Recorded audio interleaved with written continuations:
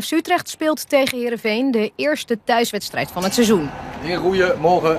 De vrijdagtraining wordt dan ook in het stadion afgewerkt en is maar een kwartiertje toegankelijk. Dan gaan de deuren dicht. De eerste reden is dat je dan op een veld traint wat werkelijke afmetingen heeft. Er zijn een aantal spelers die hebben nog nooit in het stadion gespeeld. We hebben immers niet geoefend in het stadion in de voorbereiding.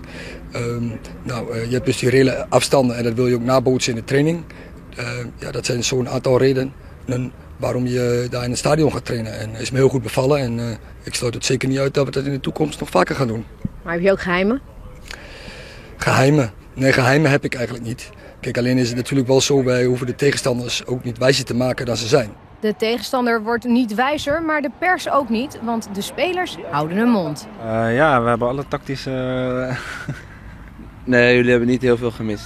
Alleen hetgeen wat wij gaan doen. Iets anders dan tegen Feyenoord? Dat zien jullie dan wel. Voor sommige spelers is het een van de eerste keren dat ze in de Galgenwaard spelen.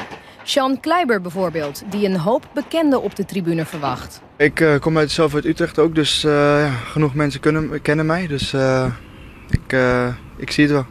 De zenuwen worden je niet te veel? Nee.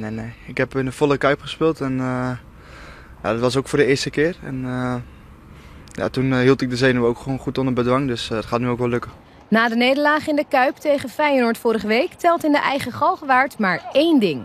3 punten halen tegen Heerenveen. Heerenveen is altijd een lastige tegenstander. Voetballend goed.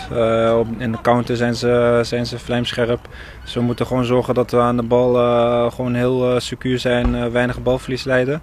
En onze kansen pakken wanneer die zich voordoen. Ik heb er zin aan. En alles staat goed. Alle seinen staan positief. En de groep is gretig. En ik denk het publiek ook. Dus we willen er samen wat moois van maken.